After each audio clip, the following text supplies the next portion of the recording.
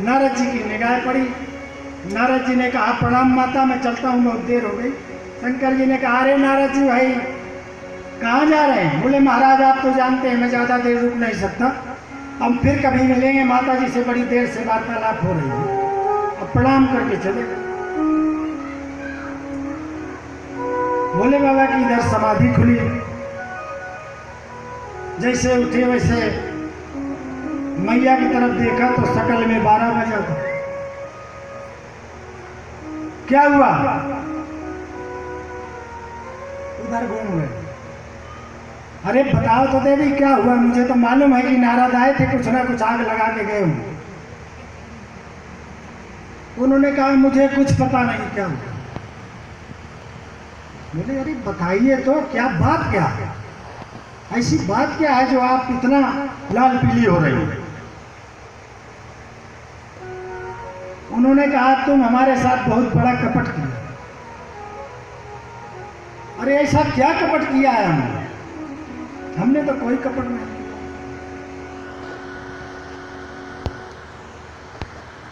उन्होंने कहा पूछो तो तुम क्या जानना चाहती हो? उन्होंने कहा ये बताइए आज तक आपने हमको ये नहीं बताया कि ये माला किसकी लटकाए हो गले में, किसके मुंड है? इतना तुम्हें प्यारे हैं वो कि तुम माला पे नहीं घूम रहे हो उनके मरने के बाद भी। भोले बाबा ने कहा अरे देवी सुनिए, ये और किसी के माला नहीं है, ये सब तुम्हारे ही माला है, तुम्हारे ही मुंड है। उन्होंने कहा हमारे मुंड है? बोले हाँ हमारा तुम्हारे ही। ये कैसे? अब तुम्हारे कहाँ? इसमें बीच में तुम्हारे भी तो होना चाहिए। तो बोले हमारे नहीं है, तुम्हारे ही है। क्यों? इसलिए कि तुम देवी जब जयकार मरती रही, तुम्हारे प्यार में मैं विकल होता रहा तो मैं मुंड पहनता गया, इसी से मुझे शांति मिली। तो बोले इतनी बार हम मरती रहे जीती रहे, तुम एको बार नहीं मरे। उन्होंने कहा भाई ऐसी क्या बात है जो तुम्हारा कभी मरना नहीं हुआ? भोले बाबा ने कहा देवी जी हम अमर कथा सुनेंगे।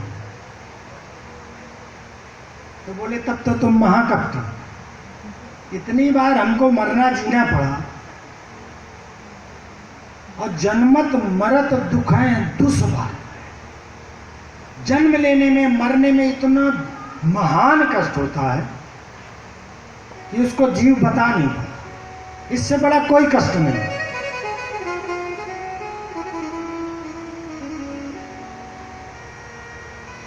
जन्मत मरत दुसह दुख भाई।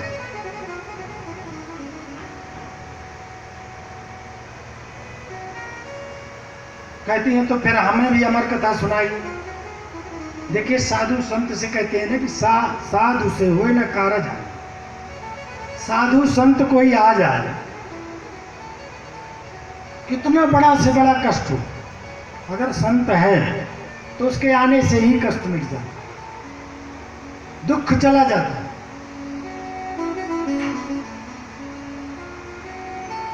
साधु से होए न कारज हानि। नारद जी ने जो आग लगाई तो लोक कल्याण के लिए लगाई।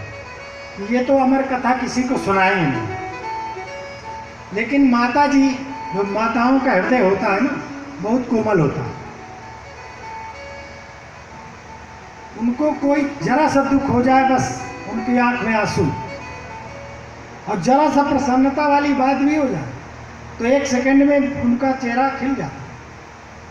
तो माता के इसलिए उन्होंने ये इशारा किया कि ये भोले बाबा तुम्हारे अमृत कथा पिए बैठे, तो ये लोक कल्याण के लिए सबके लिए दो, सबको वितरण करो। अब तो जिद पकड़ गए, बालहट, राजहट, त्रियाहट। उन्होंने कहा अब तो अमृत कथा सुनने के बाद ही कुछ करूँगी। बोले वे बाबा ने कहा कि ठीक है भाई तुम नहीं मानती हो तो हम अमृत कथा श्रवण कराते हैं, लेकिन एक शर्त है इसमें। क्या शर्त? ये है कि मैं कथा करूं और तुम हुंकी दो। जैसे लोग अब पहले कहते थे, अब तो नहीं कहते, पहले कहते एक था राजा, तो सुनने वाला कहता हाँ। इसी प्रकार भोले बाबा ने यह शर्त रखी कि देवी जी तुम हुंका दोगे और चारों तरफ देखो कोई यहाँ जीव जंतु नहीं रह जाए, नहीं वो अमर कथा सुनकर के अमर हो जाए। भोले बाबा ने अपना बिगुल बजाया, सारे पक्षी तक उड़ गए, कोई जीव जंतु नहीं रह गया वहां कैलाश में। एक तोते का अंडा था, कहाँ उड़ के जाए। मैया से कहा भोले बाबा ने कि जरा देखो घूम करके कोई है तो नहीं। मैया ने देखा कि ये अंडा पड़ा हुआ है, तो क्या करेगा, ये कैसे सुन लेगा। और कथा प्रारंभ हो गई।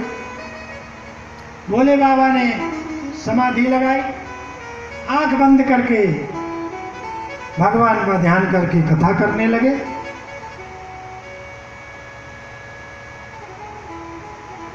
जैसे एकादशम अध्याय आया, कथा प्रारंभ होने पर जैसे महात्म हुआ वैसे वो अंडा फूट गया, जीव का संचार हो गया। और तोताराम इतने चालाक होते हैं, वो जैसा सुनते रहे वैसा बोलने लगते हैं। तो हूँ सुनते वो हूँ से। अब मैया हुंका देती रही, उनके साथ साथ वो भी देता रहा। एकादशम अध्याय जब गंभीर चरित्र आया, मुक्ति का मार्ग की कथा जब श्रवण कराने लगे भोले बाबा, तो मैया को नींद आने लगी और पता नहीं लगा कब सो गई। सो गई तो जो तोताराम थे वो हुंका देते रहे। कथा पूरी हो गई। संपूर्ण कथा होने पर भोले बाबा ने जयकार लगाया। बोलिए श्रीमद् भागवत महापुराण की जय।